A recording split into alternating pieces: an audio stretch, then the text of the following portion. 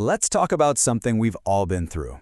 But what if I told you that the way most of us think about treating diarrhea is, well, completely backward? Today, we're going to dig into the surprising science of why the real danger isn't what you think it is, and how the best solution has been hiding in plain sight this whole time. Okay, so the textbook definition is pretty straightforward. It's the frequent passage of liquid stools. We all know that.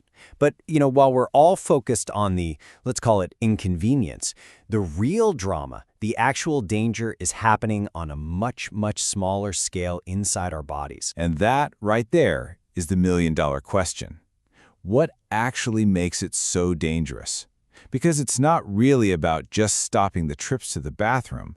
It's about understanding what turns this really common problem into something that can be, seriously life-threatening. All right, so let's get right to it. The real enemy here isn't the diarrhea itself. It's what the diarrhea causes. It makes your body lose a ton of water and these essential salts, which we call electrolytes, way too fast. And that whole cascade leads to one thing: dehydration. That is the bad guy we actually need to fight. So, to get a little more specific, here's what's going on inside your gut. It's basically gone into overdrive. Everything is moving way too fast, and on top of that, it's pumping out extra fluid. It's a 1-2 punch, because at the exact same time, its ability to absorb water and electrolytes just tanks. It's truly a perfect storm for dehydration. So, knowing that, the official game plan for managing this makes perfect sense. And I want you to pay close attention to the order here, because it's absolutely critical. Notice what's at the very top, step 1, replace fluids and electrolytes. It comes before you even worry about the cause and way before you try to stop the symptoms. This hierarchy is the whole key. So let's zoom in on that number one priority: rehydration. Look, this isn't just a suggestion or a good idea. This is the absolute non-negotiable first line of defense. Everything else is secondary. The main goal is just making sure the body has the water and salts it desperately needs to keep running. And when it comes to rehydrating, there are really two main ways to get it done. For really severe cases, the kind you see in a hospital, you're going to get IV fluids. But honestly, for the vast, vast majority of us, the solution is oral. You just drink it. It's simple, it's cheap, and it is unbelievably effective. Now, this is where it gets really, really cool. You're probably thinking, wait a second. If my gut is all messed up and can't absorb water, then how does drinking more of it actually help? Well, it turns out our bodies have this incredibly brilliant backup plan, a truly elegant solution that we can totally use to our advantage. Believe it or not, there's a special little pathway in your gut for absorbing water that just keeps on trucking, even when the rest of the system is in chaos. This little mechanism is basically our secret weapon against dehydration. We just have to know the secret password to activate it. So let me introduce you to the hero of our story, a protein called SGLT1. Think of it like a special gate in the wall of your intestine. And this gate has a very specific key: glucose, which is a type of sugar. When glucose comes along and unlocks that gate, it doesn't just waltz in alone. It grabs onto sodium and pulls it right in too. And this is the part that is just so powerful. For every single molecule of glucose that gets through that gate, it yanks in 2 sodium ions. And in biology, wherever sodium goes, water has to follow. We're talking hundreds and hundreds of water molecules get pulled right in behind it.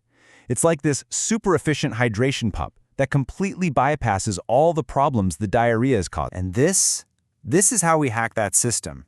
This is the World Health Organization's formula for what's called oral rehydration salts, or ORS. Now, this isn't just Gatorade. It's a very precise, scientifically designed cocktail. The glucose is the key for the pump. The sodium gets pulled in with it. And all the other stuff, the potassium and citrate, that's there to replace all the other important stuff you've lost and get your body's chemistry back in balance. It's literally life-saving science in a packet. Okay, so once you've got rehydration handled, then we can finally talk about the supporting cast, the anti-diarrheal drugs. But let's be crystal clear about this. These are for making you feel better. They're for symptom relief. They don't actually solve the real underlying problem of dehydration. So the first category of these drugs are called adsorbents, and that's adsorb with a D.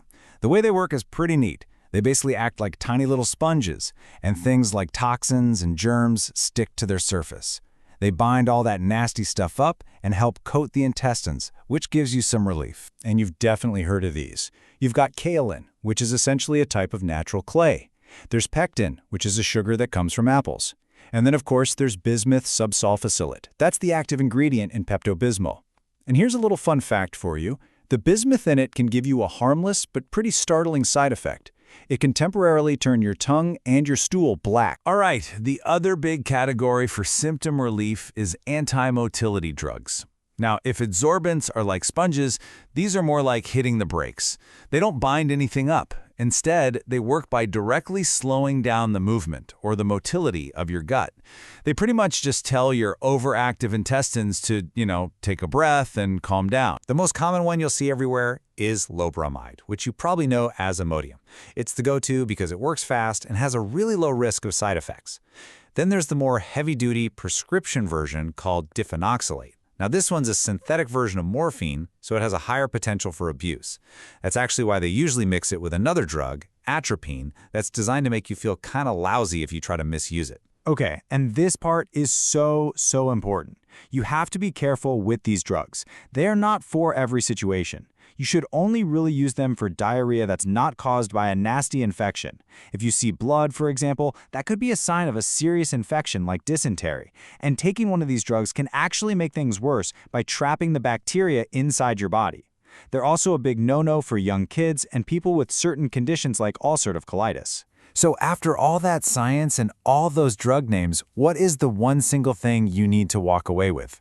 It all comes back to that simple hierarchy of care we talked about. The order in which you do things really matters. And hey, don't just take it from me. Let's listen to the expert from our source material, Dr. Sinwa Kanyemba, who puts it perfectly. Replacement of fluid and electrolytes should be the first priority. I mean, it doesn't get any clearer than that, does it? This is the absolute cornerstone of treating this effectively. So it all boils down to this one simple rule. Before you reach for anything at all, to stop the symptoms, you have to reach for the solution that fixes the real problem. Rehydrate first. Treat symptoms second. End of story. Which kind of leaves us with one last question to chew on. In our modern world of incredibly complex medicine, is it possible, could it be, that one of the most powerful and life-saving medical treatments of all time is just a simple, carefully measured packet of sugar, salt, and water?